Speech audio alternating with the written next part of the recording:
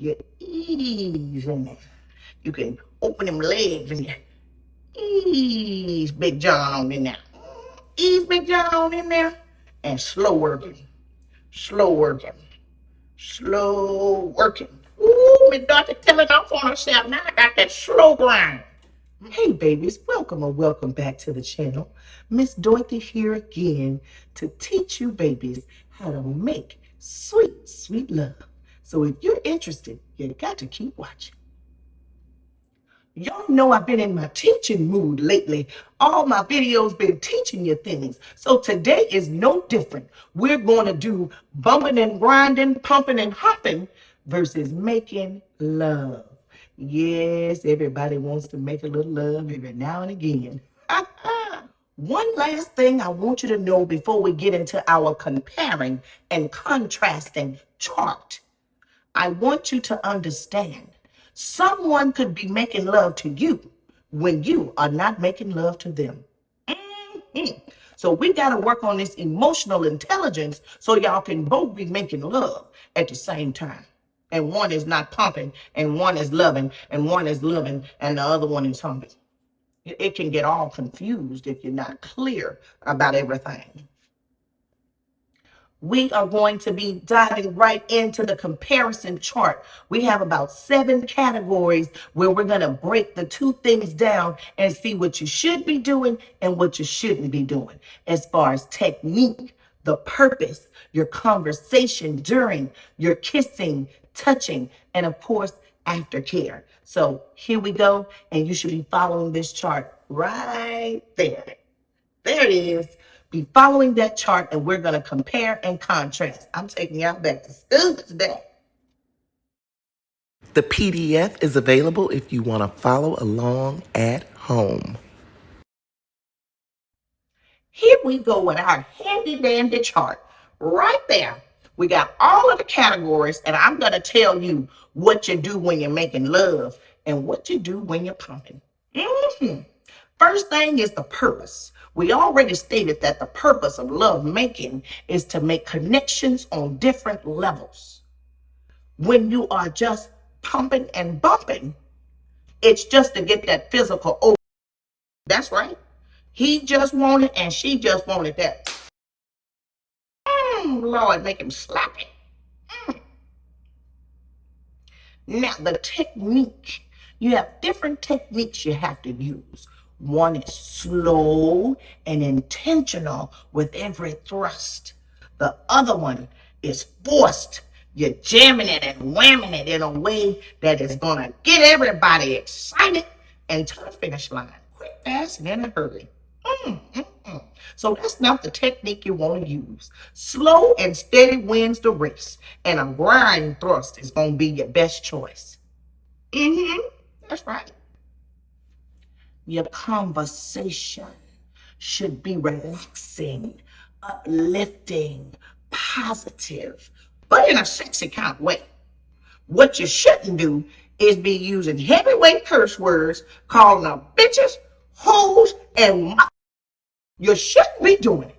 You should not be doing it to him or him. Don't call him no bitch and no bastard if you're trying to make love. That's wrong. That's offensive and it could hurt someone's feelings. So be nice in your tone and your talking. The next one, let me see.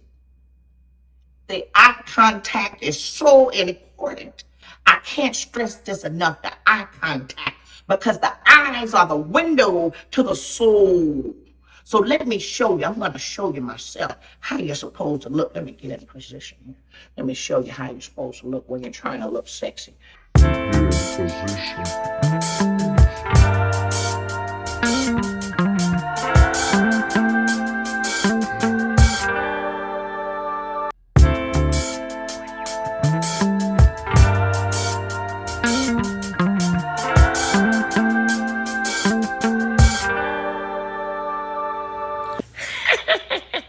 As far as kissing goes, you don't want a bunch of lip pushing and real hard face bumping.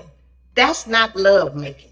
What you want to do is a lot of sucking Not too much tongue, but more of sucking that bottom lip. Mm-hmm.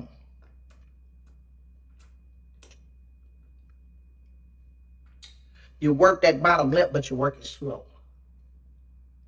Mm-hmm. Yeah, that's what you do. Mm-hmm. Work it slow, and then you speed it up. Mm-hmm. Mm-hmm. That's it right there. That's it. That'll have them going crazy. We touched on don't rush. But when I say don't rush, I mean don't rush the thrust. You know it's different kinds of thrust. Don't go in there like a skier. Oh, you just go in there. That's not what you want to do. You ease in there. You can open them legs and you ease Big John on in there. Ease Big John on in there and slow working. Slow working. Slow working. Ooh, my daughter telling off on herself. Now I got that slow grind. My daughter got that slow grind. You put it on them in a circle. Mm-hmm. Mm-hmm. Ooh, y'all do this to me every video. Y'all get me daughter all excited. Not today. Y'all ain't gonna get me turned on today. Okay, moving on. Last one. No, not the last. We got two more. We got two more. The freakiness. This is not the time to be no stone cold freak. This is the time to be loving, caring, and compassionate. Don't try to push nobody out of their comfort zone and get them hanging all off the chandelier and going bones. God knows where your booty somewhere. I don't know, but don't push the limits. Stay in the comfort zone. Making love is about staying in the comfort zone. Last but not least, aftercare. We talk about it all the time, but making love aftercare is so important. If you are making love, you tend to your partner as your partner tends to you. Make sure you are emotionally ready to move on. You physically have been cleaned down. You've absorbed that orgasm and you're ready to go to sleep.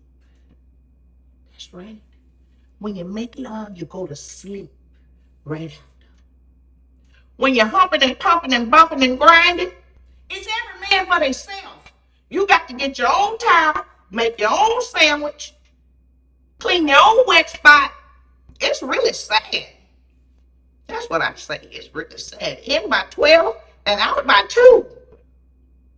That's a low down way to think, but when I'm just trying to get mine, you're in by 12 and you're out by 2. Does anybody else have that rule? I'm the only one that have them in by 12 and out by 2. Y'all better get here. Well, now I think you got the basics of love making down. You ready to make sweet love to your lady. Uh-huh. That's right. Miss Dorothy was sent here to help you, and I think that's what I've done. Y'all hit that subscribe button, and I'll see you in the next video. Bye-bye, babies.